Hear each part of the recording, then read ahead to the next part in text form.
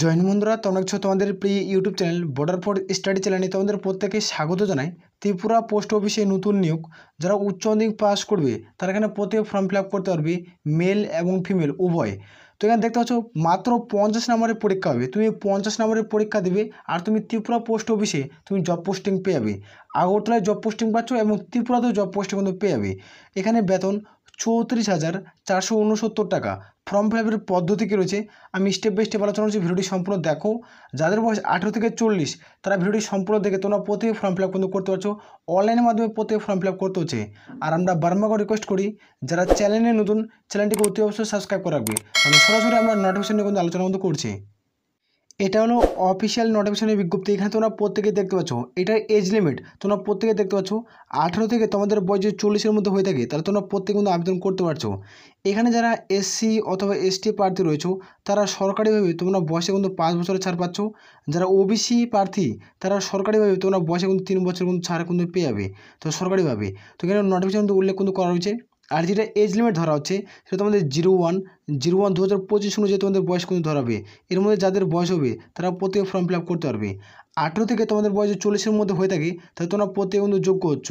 আর এখানে তোমরা কিন্তু যারা উচ্চ মাধ্যমিক পাস করবে তারা কিন্তু প্রত্যেকে ফর্ম ফিল আপ করতে পারবে।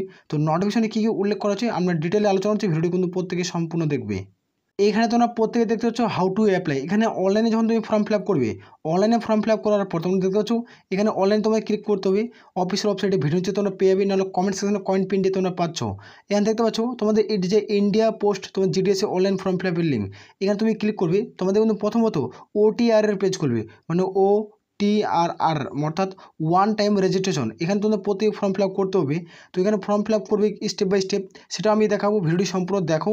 কোন অফিস ওয়েবসাইটে ফর্ম ফিল আপ করতে হবে সেটা আমরা আলোচনা কিন্তু করে দেবো। এইখানে যারা ফর্ম ফিল আপ করবে, ফর্ম ফিল আপ করতে হলে তোমাদের কী কী ডকুমেন্ট লাগবে সেখানে কিন্তু উল্লেখ কিন্তু করেছে। এখানে দেখতে পাচ্ছ তোমরা যে উচ্চ মাধ্যমিক পাশের তোমাদের পাস করছো তার কিন্তু মার্কশিট লাগবে, আইডেন্টি প্রুফ তুমি আধার কার্ড প্যান কার্ড দিতে পারো, কাস্ট সার্টিফিকেট, এবং যদি তুমি PWD প্রার্থী হয়ে থাকো তাহলে PWD সার্টিফিকেট দেবে। যারা EWS প্রার্থী তোমাদের থাকে তাহলে EWS সার্টিফিকেট দেবে, যদি না থাকে দেওয়ার কোনো প্রয়োজন কিন্তু পড়ছে না। আর এখানে দেখতে পাচ্ছ টেন্ডার সার্টিফিকেট যদি থাকে তাহলে দেবে, তোমাদের ডেট অফ বার্থ যদি থাকে তাহলে দেবে সার্টিফিকেট, যদি না থাকে মাধ্যমিকের অ্যাডমিট কার্ড তোমরা কিন্তু প্রত্যেকে দিতে পারো। মেডিকেল সার্টিফিকেট যদি থাকে তাহলে সেটা তুমি দিতে পারো, যদি না থাকে তার কোনো প্রয়োজন কিন্তু পড়ছে না, এখানে কিন্তু উল্লেখ কিন্তু করা রয়েছে। আর অবশ্যই যারা ফর্ম ফিল আপ করবে তোমরা অনলাইনে যখন ফর্ম ফিল আপ কী কী ডকুমেন্ট লাগবে সেটা কিন্তু প্রত্যেকেই দেবে, তারপরে ফর্ম সাবমিট করবে, নাহলে পুরোপুরি ফর্মটা রিজেক্ট কিন্তু করে দেবে।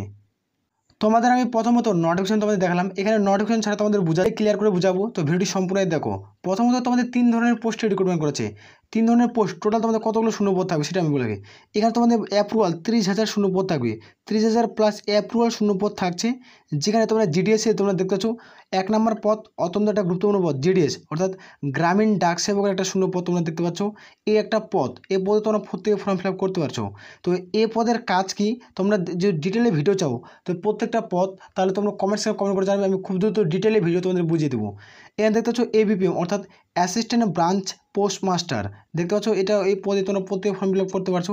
BPM অর্থাৎ ব্রাঞ্চ পোস্ট মাস্টার, এখানে তোমরা প্রত্যেকে ফর্ম ফিল আপ করতে পারছো। এখানে দেখে নাও তোমার যেটা এজ লিমিট 01/01/2025 অনুযায়ী তোমাদের বয়সটি ধরা হচ্ছে। যাদের বয়স ইউআর প্রার্থী 18 থেকে 40 তারা প্রত্যেকেই যোগ্য। আর যারা এজ লিমিট দেখতে পাচ্ছ ওবিসি প্রার্থী 18 থেকে 43-এর মধ্যে বয়স থাকতে হবে।